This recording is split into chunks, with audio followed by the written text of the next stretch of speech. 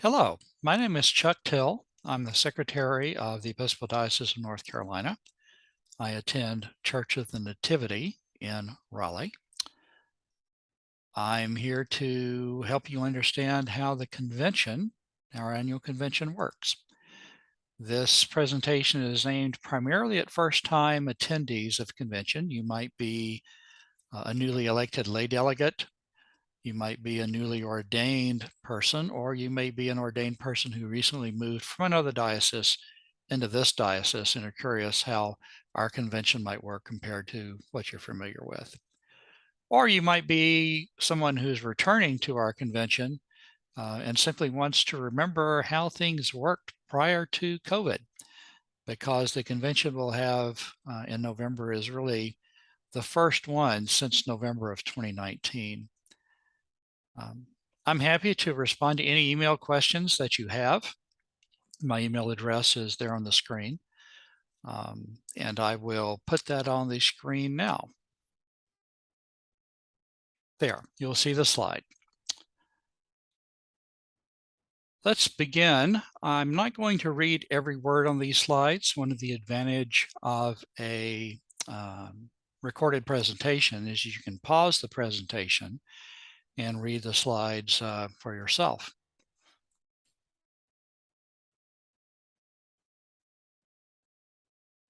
So just a word about what's new this year. As I mentioned, it's a return to the traditional pre-COVID format.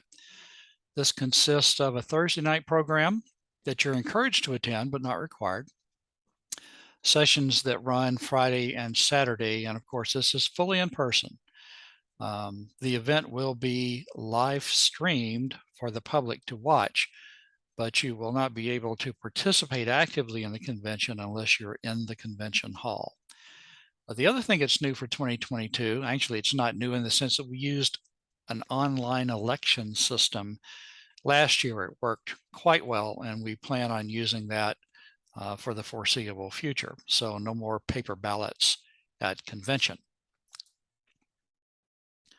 So to talk about what conventions are, in our diocese and in every diocese of the Episcopal Church, there are annual conventions and also perhaps things called special conventions.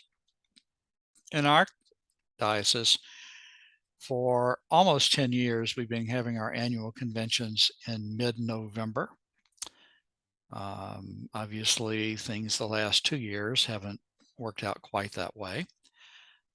It's also possible for the bishop or the ecclesiastical authority to call a special convention for an announced purpose. We had one of these in March of this year. The previous special convention was in March of 2017 when we had an Episcopal election. And special conventions have the restriction that they can only be for the purpose for which they are called. We'll talk about who goes to convention. It's a big group.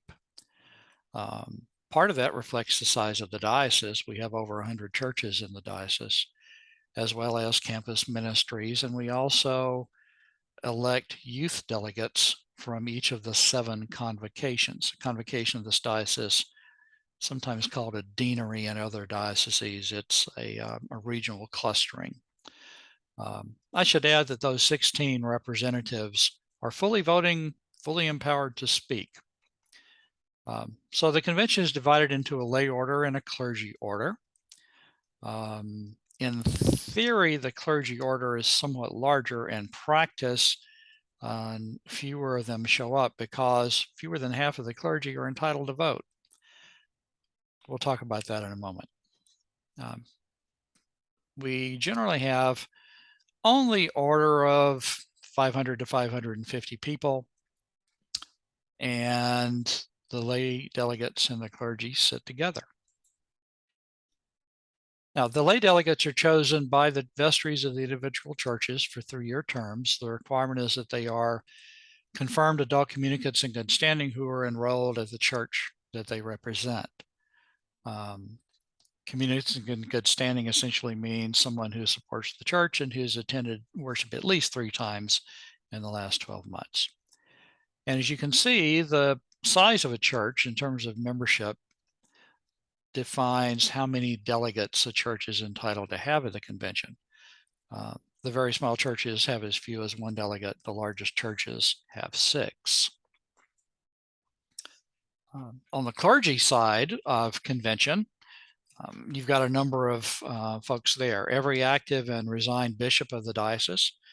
Note that we don't really say retired bishops, we say resigned bishops. Bishops never retire.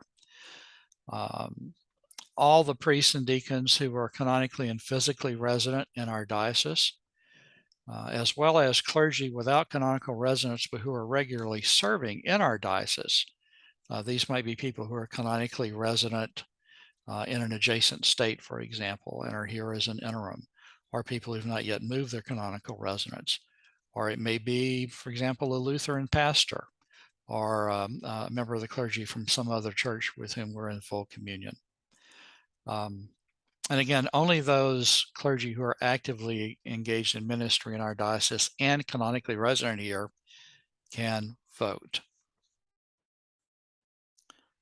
So what does convention do? Well, first, convention is a worshiping body. While we are together, we will celebrate the Holy Eucharist. We'll observe evening prayer on Friday night, morning prayer on Saturday morning, and noonday prayer on Saturday. We hear the addresses of the bishop, or the bishop's plural if there's more than one. We receive and consider reports from about 50 officers, institutions, commissions, committees, and so on. We do elections. Some diocesan entities are openly elected, and you'll hear about those later. We adopt the annual mission and ministry budget of the diocese. That's about a $5 million a year operation. We periodically make changes to our constitution, the canons, which are the laws of the diocese, if you will, and the rules of order for how convention itself is operated. The convention may choose to adopt resolution on matters of concern. We'll hear more about those later. That sets the time and the date of the next convention. And on occasion, a convention will elect a bishop. As I mentioned, the last time we did that in this diocese was 2017 when we elected Bishop Sam. The officers of convention, well, first there's the person presiding, and that's typically the bishop diocesan. Myself as the secretary, there's a treasurer, there's a chancellor. You might think of the chancellor as being the chief lawyer of the diocese. On the dais, you'll also see the chair of the Committee on Dispatch of Business. That person is often called dispatch. For the last number of years, it's been Ms. Martha Alexander, a layperson in Charlotte, and a former member of the North Carolina General Assembly. And there's a parliamentarian who is usually either the chancellor or one of the vice chancellors of the diocese. I mentioned the bishop diocesan will preside. If he or she is not there, or if he or she has to step away for a moment, if there's a suffragan bishop, sometimes that person will preside. Otherwise, it passes to the president of the standing committee. You'll hear about the standing committee later. And if that person is not available, then it falls on myself. Convention has a number of committees. Some of these deal with the organization and operation of the convention itself. 3 of those, the Committee on the Dispatch of Business, I've already mentioned. It's really the planning function for the committee, for the convention. There are a lot of moving parts to this convention, and this Committee on the Dispatch of Business will have met 7 or 8 times for hours at a time, trying to make sure that all the arrangements have been made. There is a Committee on Credentials. They are making sure that we have a quorum in the first case. We have to have 50% of the authorized vote in both the lay order and the clergy order, calculated separately, in order to conduct business. And again, for clergy, the quorum is calculated on the basis of voting clergy. There is a committee on elections, and you'll hear about the number of elections that we have to do later. And then there are 5 so-called legislative committees that handle resolutions. Resolution is a broad term that we use to describe any form of legislation that is introduced by a committee or by a member of convention. How do we vote at convention? Well, for most of the resolutions and parliamentary motions, it's as simple as all those in favor say aye, all those opposed say nay. If the voice vote is too close to call, the presiding officer will ask for a show of hands. And if it's still too close to call, we will resort to what are called green cards and red cards. As part of the credentials packet, everyone will receive a green card and a red card, and you're asked to hold those up and keep them up while they are counted by the Committee on Elections. That's ultimately the way we can resolve a very tight vote, although tight votes don't happen often. There's also a provision for something called a vote by orders. This is when the lay and the clergy vote separately, and in order for the item to pass, it has to pass by a majority in both orders. Some things have to be done by votes by orders, for example, amendments to the Constitution of the Diocese. But on anything, a certain number of delegates can demand a vote by orders. And usually we do that in the lay order first, and if it doesn't pass, there's no reason to have a vote in the clergy order. So let's talk about the elections that the convention does. There are a number of bodies. We'll talk about these one at a time.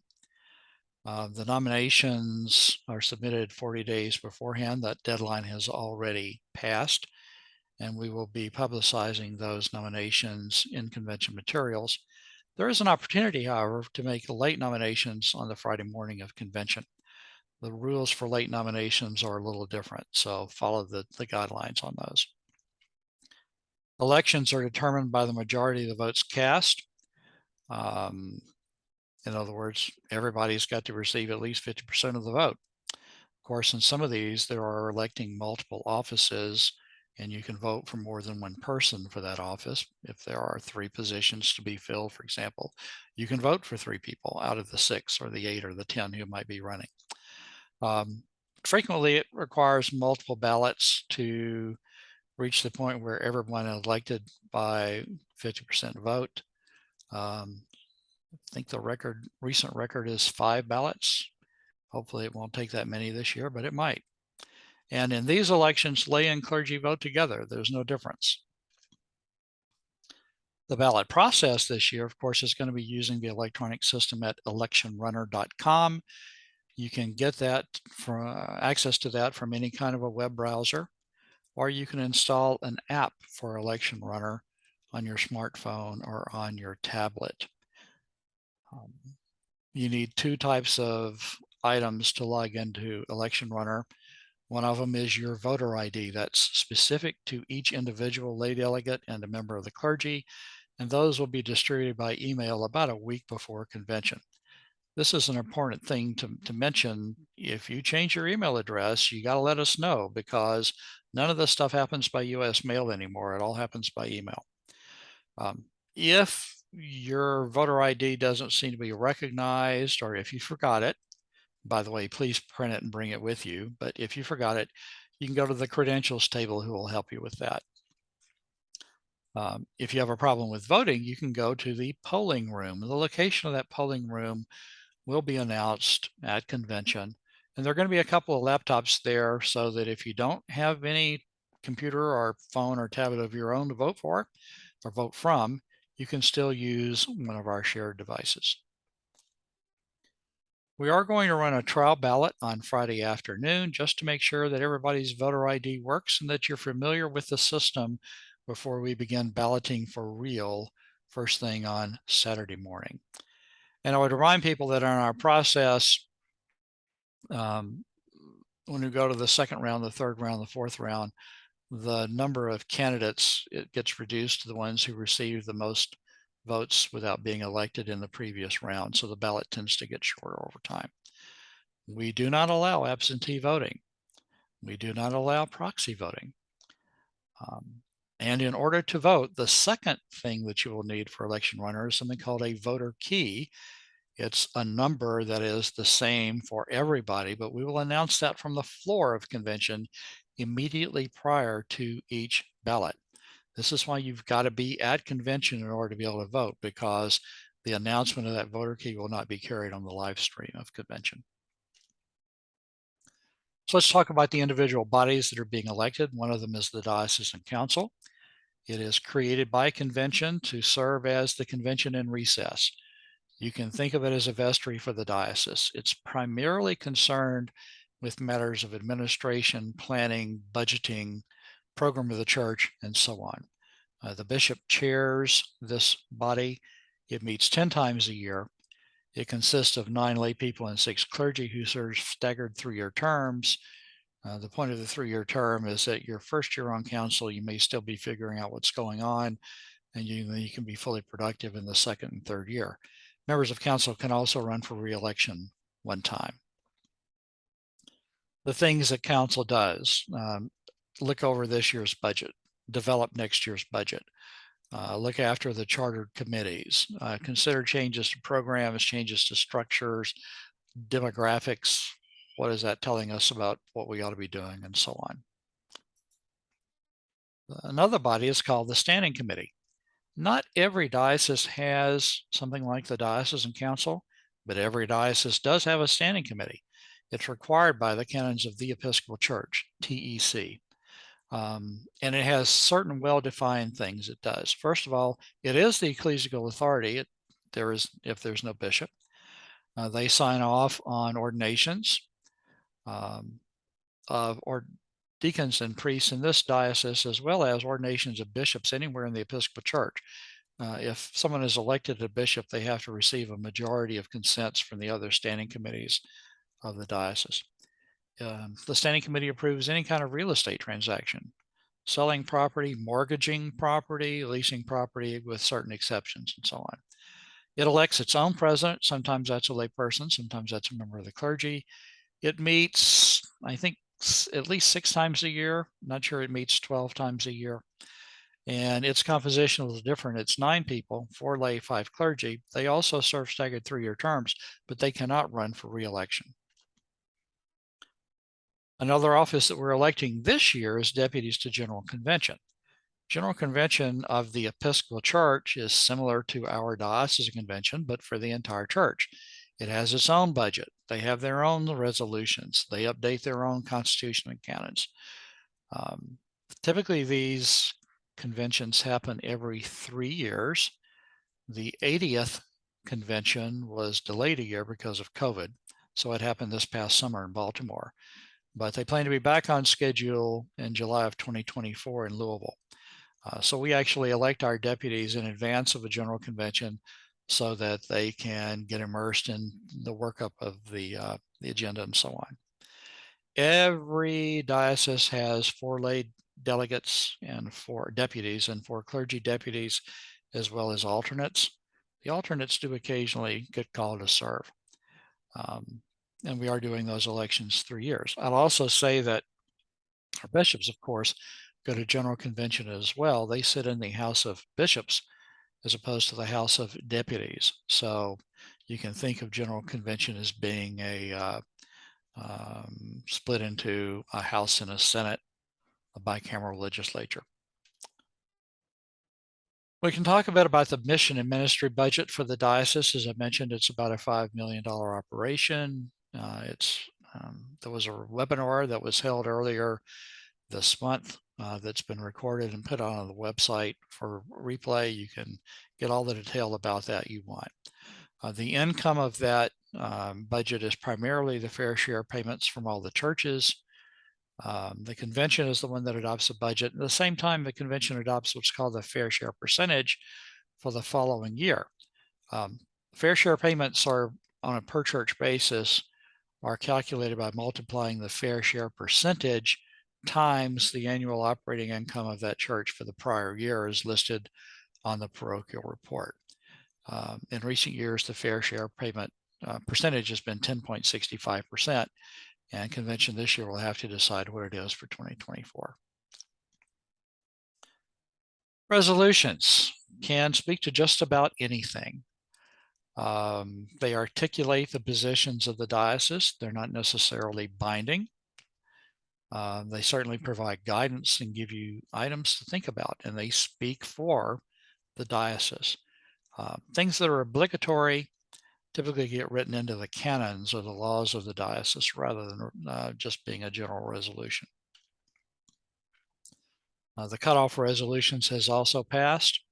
We will be publishing those in the pre-convention materials. It's possible to offer a late resolution at convention. It's one of the first things that happens on Friday morning. The convention must vote by 2/3 to admit a late resolution into consideration. This is not adopting the resolution. This is just simply allowing it to go on the calendar. With the provision that a late resolution that tries to amend the Constitution, canon, and rule of order is not allowed, because those types of resolutions require a lot of scrutiny in advance. We can't make snap judgments on amending those bodies. They're just simply too complicated. We'll call people's attention that in this diocese, there are no whereas clauses in a resolution. There is a space for comment, but the comment is not part of the resolution. We don't debate the comment. We don't try to amend the comment. I don't print the comment when the resolution is adopted.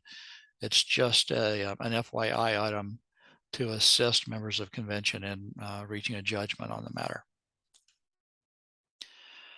Every one of the resolutions will be referred by the bishop to one of the 5 legislative committees that will then hold hearings, public hearings. You can go and speak to these.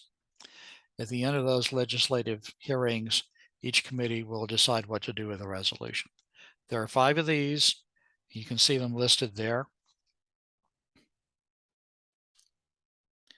The hearings are on Friday afternoon. The chair of each committee presides at those hearings. After the hearing is finished, the committee goes into a closed session to decide what to do about the resolutions it's been assigned to. And they will report out those resolutions on Saturday. The committee has a couple of options. It can recommend adoption of the resolution as written. It can recommend adoption of a substitute.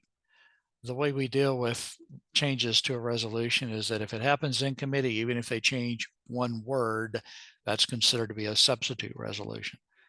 They can recommend rejection. They can also make no recommendation at all.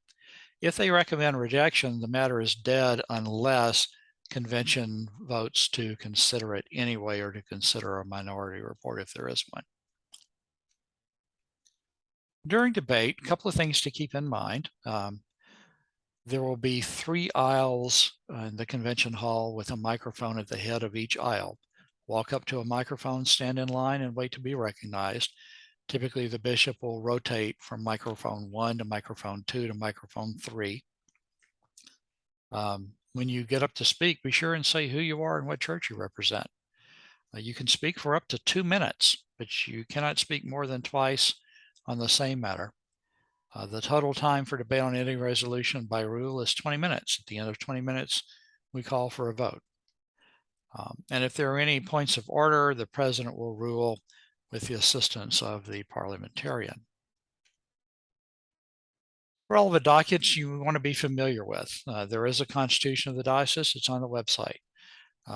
It is amended occasionally. It requires 2 successive conventions to adopt an amendment, and the vote is by orders on both times. The canons of the diocese require approval only by a single convention, as do the rules of order.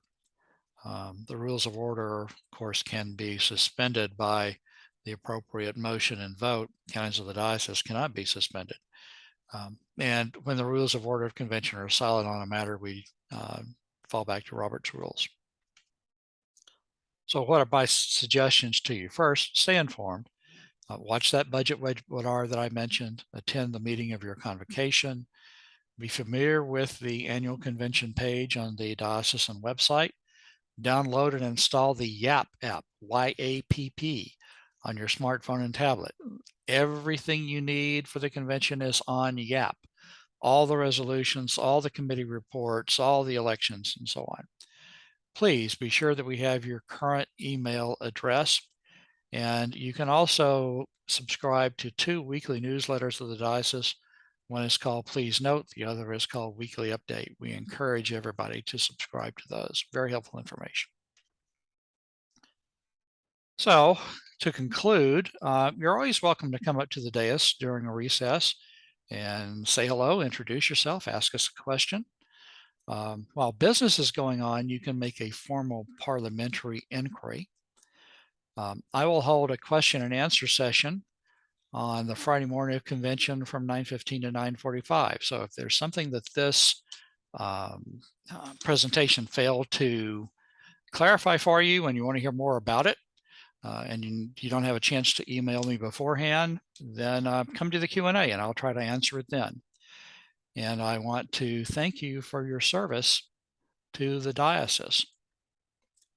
So with that, I'll conclude. I look forward to seeing you at convention, and God bless you.